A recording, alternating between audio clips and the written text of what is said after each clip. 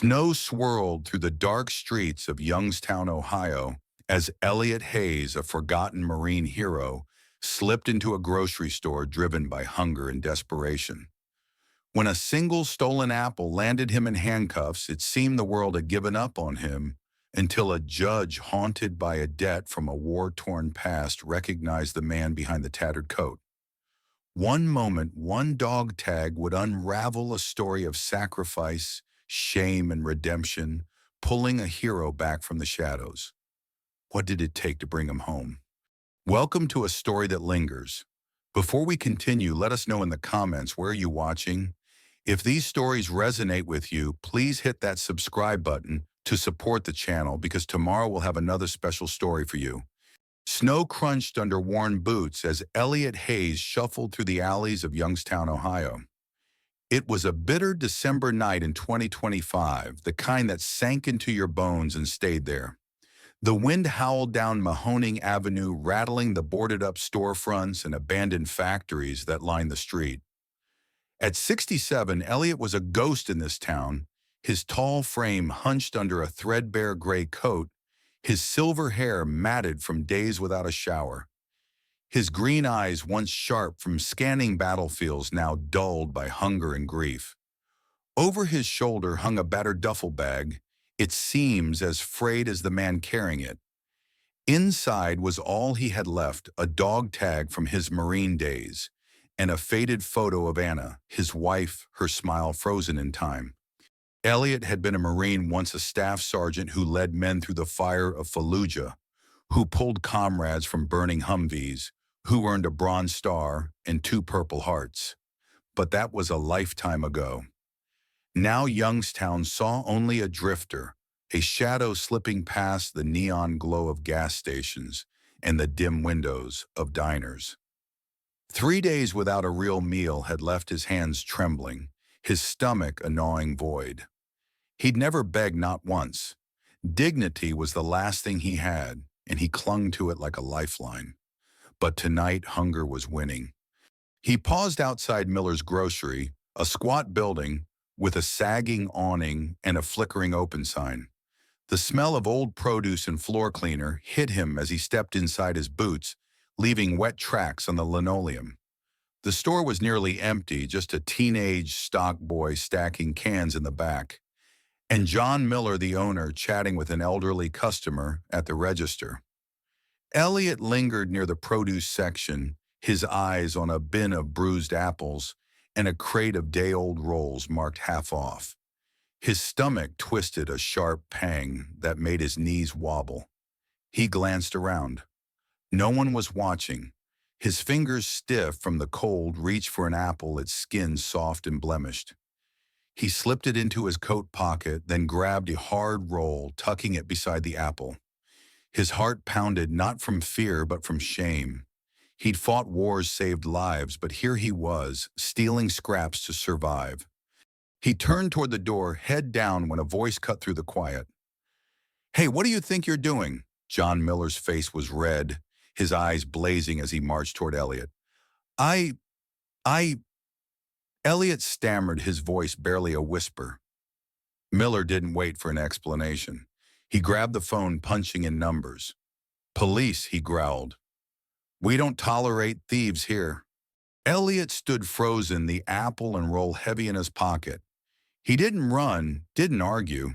He just stood there, hollow-eyed as the fluorescent lights buzzed above.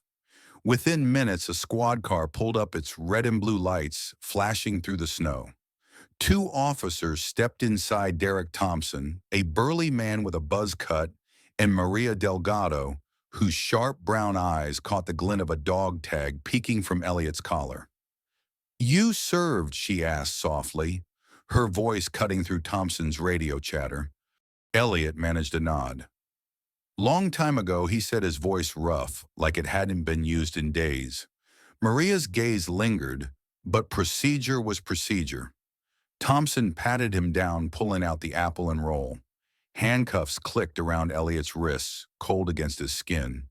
He didn't resist as they led him out past a few shoppers who stared or looked away. No one spoke up. No one asked if there was more to the story. In the squad car, Elliot sat in silence, the photo of Anna pressed against his chest inside his shirt. "I'm trying, darling," he whispered to her smiling face. "I'm trying." The Youngstown Municipal Jail was a cold gray place, its fluorescent lights casting harsh shadows on the concrete walls. Elliot sat on a narrow bunk, the thin mattress doing little to ease the ache in his back. The cell smelled of bleach and despair, the air heavy with the muttering of other inmates. He pulled out Anna's photo, its edges worn from years of handling. Her brown eyes sparkled, her smile warm, even in the dim light. She'd been his anchor, his reason to keep going through 3 tours in Iraq. But when cancer took her misdiagnosed by the VA for months, it took everything else too. He'd sold their small house on Wick Avenue, donated the money to an animal rescue shelter, as Anna had wanted, and then just disappeared. Not into death, but into the kind of invisibility reserved for the broken and forgotten. A young inmate in the next cell, all bravado and bitterness, sneered at him. "Another old vet with fake war stories, huh? Bet you made it all up." PTSD, right? Elliot didn't respond. He'd heard it before, the taunts, the assumptions. When the kid shoved past him to the sink, knocking Elliot against the bunk, he just steadied himself and sat back down. No anger, no retaliation, just quiet endurance honed in deserts and now in alleys. He pressed Anna's photo to his chest, whispering so softly it was almost a prayer. "Just holding on, darling. Just holding on." Across town, Maria Delgado sat at her desk in the police station, her computer screen glowing with Elliot's file. She'd seen the dog tag, the way his eyes didn't meet hers, the weight he carried. She typed his name into the system, expecting another sad story of petty crime. Instead, she found a record of valor: Staff Sergeant Elliot Hayes, USMC. Bronze Star, 2 Purple Hearts, 3 tours in Iraq. She leaned back, her coffee forgotten. "There's more to this guy than a stolen apple," she said to Thompson, who was grabbing his jacket to end the shift. He shrugged. "Doesn't change the charge, Maria." She shook her head, her gut telling her otherwise. Elliot's mind drifted to Fallujah 2004. The air had been thick with smoke, the crack of gunfire deafening. His convoy had been ambushed, a Humvee exploding in a ball of flame. He'd run through the chaos, bullets whizzing past, to pull a young officer from the wreckage. Lieutenant William Carter, bloodied but alive, owed his life to Elliot. That day earned Elliot his Bronze Star, but it was just another mission to him. He'd saved others too. Marines, civilians, even a kid caught in crossfire. Back then, he'd been a shepherd in a storm. Now he was just a shadow forgotten by the country he'd served. Morning in the Youngstown Municipal Court was a mechanical grind. Fluorescent lights buzzed, flickering over worn floor tiles. Elliot shuffled in with other defendants, his boots scraping his coat stiff with dried snow. His wrists ached from the cuffs, though Maria and Thompson hadn't been rough. It wasn't cruelty that hurt him, it was indifference. No family sat in the gallery, no friends whispered support. Just Elliot, small and alone at the defendant's table, his duffel bag tucked between his boots like it could shield him. The clerk, a tired woman with glasses, read the docket in a monotone. Case 19-2842, State versus Elliot Hayes. Elliot stood swaying slightly, his knees weak. The prosecutor, Alan Pierce Young, and crisp in a blue suit, spoke like he was clearing a checklist. "Your Honor, the defendant was caught stealing at Miller's Grocery. Surveillance confirms the theft. No address, no employment, prior citations for loitering. The state recommends remand until trial to prevent further offenses." Judge William Carter, silver-haired and stern, barely glanced up from his stack of reports. He flipped open Elliot's file, expecting another routine case. Then something slipped out, a scratched dog tag, its chain clinking softly on the bench. Carter froze. He picked it up, reading the etched words, "Hayes Elliot J, USMC O positive." His breath caught. Fallujah flashed in his mind, the heat, the screams, the hands pulling him from a burning wreck. He looked at Elliot, really looked, seeing past the ragged coat to the man he'd once known. "Request a 5-minute recess." Carter said, his voice sharp, cutting off Pierce mid-sentence. The clerk blinked, startled. Pierce frowned, confused. Carter didn't wait, rapping his gavel. Recess granted. Counsel approach. He strode into his chambers, the dog tag clutched in his hand. Elliot stood dazed, the courtroom buzzing with whispers. No one had ever paused the system for him before. In his chambers, Carter sat heavily, staring at the dog tag. He pulled Elliot's military record, each page a stab of guilt. Bronze Star for shielding comrades under fire. 2 Purple Hearts for wounds in battle. Letters from Marines and civilians praising Elliot's humanity, sharing food, carrying children, teaching young soldiers to read in the dust of Iraq. But after his discharge in 2005, the VA had failed him. Anna's death, the misdiagnosis, the lost paperwork, no address, no benefits. By 2007, Elliot was a ghost case, closed. Carter ran a hand through his hair, whispering, "God forgive us."